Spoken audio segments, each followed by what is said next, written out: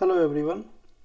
ये क्वेश्चन जो आपके सामने है बेसिकली जेई एडवांस मैथमेटिक्स 2025 में पूछा गया है। और ये जो टॉपिक है बेसिकली ये एजीपी का टॉपिक है। एजीपी मतलब अर्थमेटिक ज्योमेट्रिक प्रोग्रेशन का क्वेश्चन है, एडवांस में पूछा गया है। तो इसको कैसे करेंगे ज़रा देखते हैं। तो इसमें जो क्वेश्चन है basically let R denote the set of real numbers, और फंक्शन यहाँ पे आर टू आर डिफाइन किया गया है। f(x) is always greater than 0 for all x belongs to real number. और यहाँ पे जो फंक्शन की एक प्रॉपर्टी बताई गई है, फंक्शन की प्रॉपर्टी क्या बताई गई है, f of x plus Y is equals to F X into F Y. ये इस टाइप की फंक्शन की प्रॉपर्टी है। तो अगर आप ये वीडियो देख रहे हैं तो इसका मतलब ये है कि आपने रिलेशन एंड फंक्शन दोनों ही क्लासेस का, क्लास 11th का और क्लास 12th का पढ़ रखा है। तो इस प्रॉपर्टी को फॉलो करने वाला फंक्शन हमेशा ऐसा दिखता है, कैसा, F X is equals to A raise to X type का। अभी दोनों प्रॉपर्टी फॉलो सेटिस्फाई करेगा। एक ये वाली प्रॉपर्टी कौन सी, एफ एक्स की वैल्यू हमेशा ग्रेटर देन 0 होगा, और ये वाली प्रॉपर्टी। तो मतलब यहाँ पे जो ए लिया गया है, ए की वैल्यू ग्रेटर देन 0 ही आएगी, तभी ये वाली प्रॉपर्टी सेटिस्फाई होगी। ठीक है। तो मतलब मुझे फंक्शन का आइडिया लग गया कि फंक्शन किस तरीके से होगा। ये प्रॉपर्टी देखने के बाद, ये जो प्रॉपर्टी मैंने लिखा है यहाँ पे, इस प्रॉपर्टी को देखने के बाद आपको फंक्शन के बारे में आइडिया लग गया कि फंक्शन किस तरीके होगा। ठीक है। आई होप आपको ये बात समझ में आ रही है। अब बात यहाँ पे ये है कि आगे जो दिया गया है A1, A2, A3, A5, ये क्या है, अर्थमेटिक प्रोग्रेशन है। और इसमें एक और कंडीशन दी गई, कंडीशन आपके सामने ये है। ठीक है। और यहाँ पे दो चीज़ें, एक इन्फॉर्मेशन ये दी गई है, तो कह रहा है इसकी वैल्यू पता करिए। तो जो आपको इन्फॉर्मेशन दी गई हैं तो उनसे हम थोड़ा सा कोशिश करेंगे कि क्वेश्चन को सॉल्व किया जाए। तो let us attempt this question this way. So firstly let me change the colour which is visible clearly. Okay, so this yellow color is visible. Okay, so the first one I will take this part, you can see this part, right? See this part. तो यहाँ पे क्या लिखा आपके पास, summation i is equals to 1 to 50। यहाँ पे आपके पास f of ai is equals to कुछ दिया गया है। तो वो क्या दिया गया वो हम बाद में देखेंगे, पहले हम इसकी वैल्यू कैलकुलेट करते हैं। बेसिकली मुझे बताइए ये जो ai होगा, तो ai means what, ai means ये जो आपके पास ai जो है, तो यहाँ पे a1, a2, a3 ये टर्म दिए गए किसमें, अर्थमेटिक प्रोग्रेशन में दिए गए हैं। तो मतलब बेसिकली ये जो आपके पास लिखा है, इसको हम क्या लिख सकते हैं, summation i is equals to 1 to 50, और फंक्शन हमने क्या डिफाइन किया है, F X is equals to A raise to X, और आपको वैल्यू निकालना है एफ ऑफ ए आई की। तो मतलब जहाँ जहाँ पे एक्स है तो वहाँ पे F of A I is equal to क्या आ जाएगा, A raise to A I. I hope you are getting. So यहाँ पे ए रेज टू ए आई आ जाएगा। ठीक है। मतलब आपको एफ एक्स ये है और आपको एफ ऑफ ए आई निकालना है, तो आपने इस तरीके से वैल्यू फाइंड कर लिया। और क्योंकि ए आई क्या है, एक जनरल टर्म है किसका, अर्थमेटिक प्रोग्रेशन का। ठीक है। तो अर्थमेटिक प्रोग्रेशन का जनरल टर्म यहाँ पे लिखेंगे क्या, अपना i is equal to 1 to 50 चलता रहेगा। ठीक है। यहाँ पे a रेज टू, यहाँ पे क्या लिखेंगे, a1 plus i minus 1 into D, ये तो था जनरल टर्म। अब देखो समेसन वेरिएबल है i, तो मतलब समेसन वेरिएबल i होने का मतलब ये है कि समेसन सिर्फ वहीं पे अप्लाई होगा जहाँ पे i होगा। तो ये जो लिखा है बेसिकली इतनी चीज को अगर आप ध्यान से देखें तो इसको आप कैसे ले सकते हैं, इसको कुछ चीज़ें यहाँ पे सेपरेट कर सकते हैं। जैसे summation i is equals to 1 to 50 और a raise to a1 plus minus D, ये into a raise to I D, ये। तो इसमें तो कोई है नहीं अपना, क्या इसमें तो कुछ भी है नहीं i, तो इसमें समेसन लगेगा नहीं, तो ये आपके पास बाहर आ जाएगा, a raise to a1 minus D summation i is equals to 1 to 50, और यहाँ पे a raise to I D. तो मैंने आपको शुरू में कहा था कि ये आपका कैसा है, AGP है। तो देखो आपने अर्थमेटिक प्रोग्रेशन का यूज किया चीजें। अब आप अगर इस पार्ट को देखिए, इतने पार्ट को, इसका सम निकालना जिसमें से 50 टर्म है और जिसका पहला टर्म है a रेज टू डी है, तो ये आपके पास जो बन रहा है ये ज्योमेट्रिक प्रोग्रेशन है, 50 टर्म का सम निकालना जिसमें first term a raise to d है और कॉमन डिफरेंस भी a रेज टू d है। तो क्या आएगा इसका समझते जरा, यहाँ पे a1 माइनस डी इंटू यहाँ पे क्या आएगा a raise to d in bracket r की वैल्यू भी a रेज टू d ही है, so a raise to d और होल रेज टू कितना 50, why 50 because the value total number of terms कितने हैं 50 अपॉन नीचे क्या आएगा a raise to d minus 1, ये r माइनस 1 नीचे होता है, ठीक है। और ये पूरी चीज किसके इक्वल है, बेसिकली ये पूरी चीज जो इक्वल है वो इक्वल थी किसके, देखिए यहाँ पे हम तो सिर्फ इस चीज का LHS लिए थे, सॉल्व करना था, ये पूरी चीज इसके इक्वल है किसके 3 into 2 raise to 25, yes 3 into 2 raise to 25 minus 1 और plus 1, it is minus 1 plus 1, okay. तो ये जो आपके पास एक्सप्रेशन आया ये इसके इक्वल आ गया, ठीक है। तो अभी हम let me make it clear here, ये आपके पास जो है ना a1 माइनस डी, ए सिर्फ a1 माइनस डी नहीं है, ये a raise to a1 minus D है माइंडेबल, और यहाँ पे a रेज टू d पहले से आ चुका है, तो यहाँ पे a रेज टू a1 और d कैंसिल हो जाएगा और ब्रैकेट में आपके पास आएगा a raise to d raise to 50 minus 1 upon a raise to d minus 1 is equals to 3 in bracket 2 raise to 25 plus 1। ये आपके पास एक रिजल्ट आया है। तो इस रिजल्ट में क्या है ना, आपको पेशेंस रखना पड़ेगा।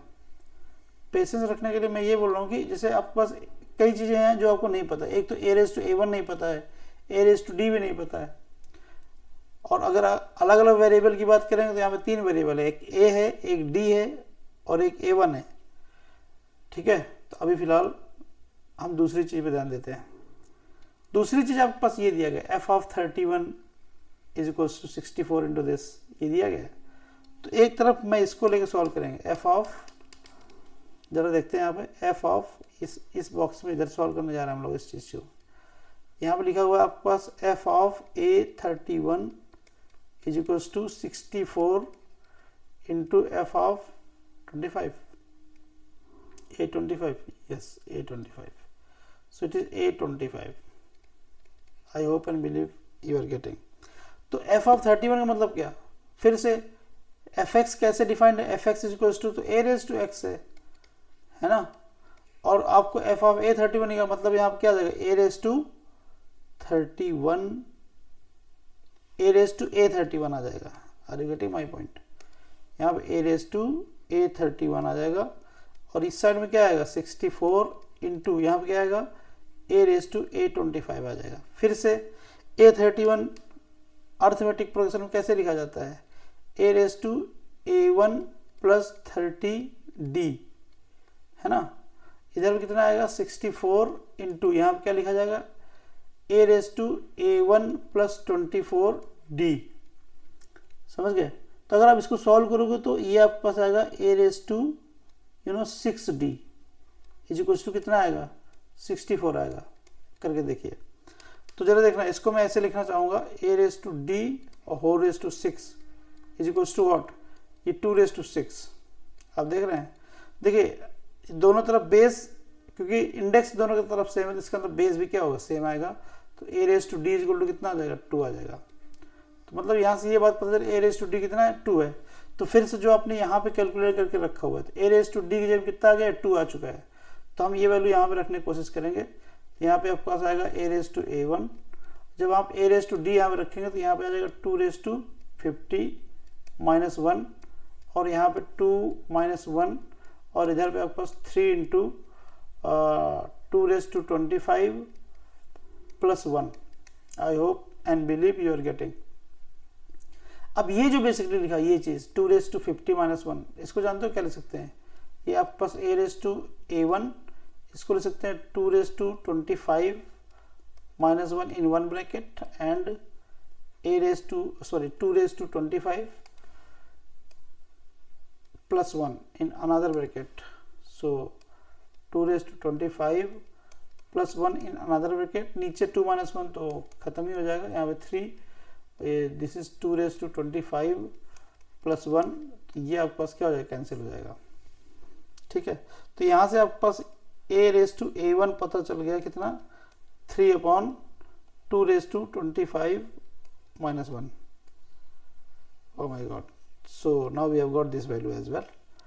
अभी हमें रिजल्ट तक अभी भी नहीं पहुंचे हैं। रिजल्ट में आपके पास ये है कि summation i raised to 6 to 30 f ai की वैल्यू निकालना है। क्या निकालना है आपको, वैल्यू निकालना है summation i equals to 6 to 30 f of ai।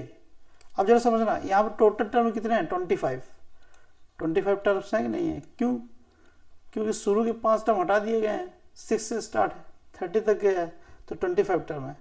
Common ratio वही रहेगा क्या, जो आपके पास यहाँ पे था a raised to d, और a raised to d की वैल्यू कितनी आ चुकी है, वो आ चुकी है आपके पास 2। तो क्या आ गया यहाँ पे आएगा फर्स्ट टर्म, क्या आएगा फर्स्ट टर्म, यहाँ पे क्या आएगा, you will start i equals to 6, so first term आएगा if we add, basically what we are going to get, can you see here, how did I, firstly you write this way, summation I is equals to 6 to 30, you will write a raised to ai means what, so a1 plus I minus 1 into d, this is the way that we have done that side, है ना। तो मैं इसमें फिर से उसी बात पे इंटरेस्टेड हूँ क्या, जिसमें आई नहीं है तो उसको तो हम बाहर कर लेंगे। तो फिर से यहाँ पे कौन सा टर्म आ जाएगा, a raised to a1 minus d वाला टर्म बाहर आ जाएगा, और summation i equals to 6 to 30 यहाँ पे चलता रहेगा, और क्या बचेगा यहाँ पे a raised to id। तो फर्स्ट टर्म क्या आएगा, फर्स्ट टर्म आएगा a raised to 6d, are you getting my point, first term आएगा a raised to 6d।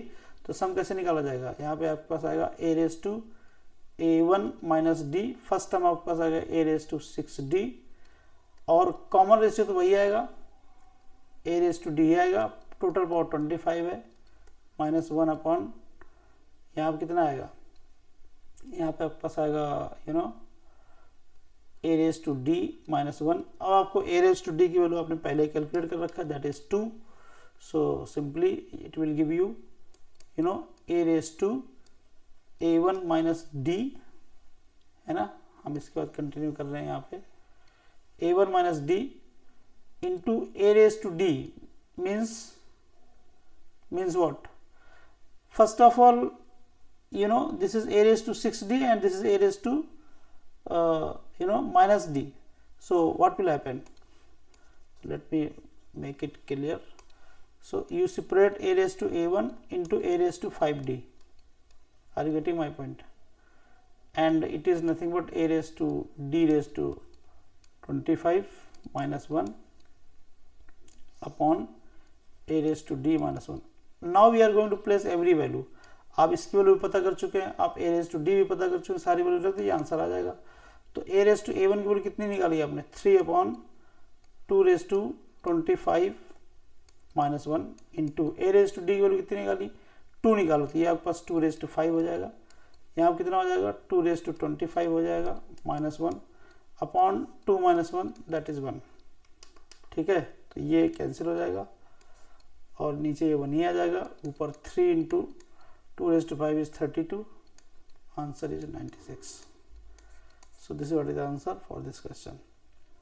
तो मतलब थोड़ा सा लंबा क्वेश्चन था, लेकिन कॉन्सेप्ट अगर आपको है तो इसमें आप स्पीड डेवलप कर सकते हैं। अभी तो यहाँ पे मुझे समझाना था, इसलिए थोड़ा सा टाइम लग गया, और मेंस का टाइम के लिए 75 डेज बचे हुए हैं, लगभग 75 डेज मेंस के लिए बचे हुए हैं। तो आपको टॉपिक वाइज स्टडी करनी होगी, जितने मैक्सिमम PYQs आप जितने लगा सकते हैं वो लगाइए। देखिए मेंस का जो एग्ज़ाम है वो डिपेंड करता है आप कितने PYQs कैलकुलेट PYQs कितने लगाते हैं। ठीक है, तो अगर आप इस चैनल में पहली बार देख रहे हैं वीडियो तो please subscribe the channel, like and share the video. Thank you for watching.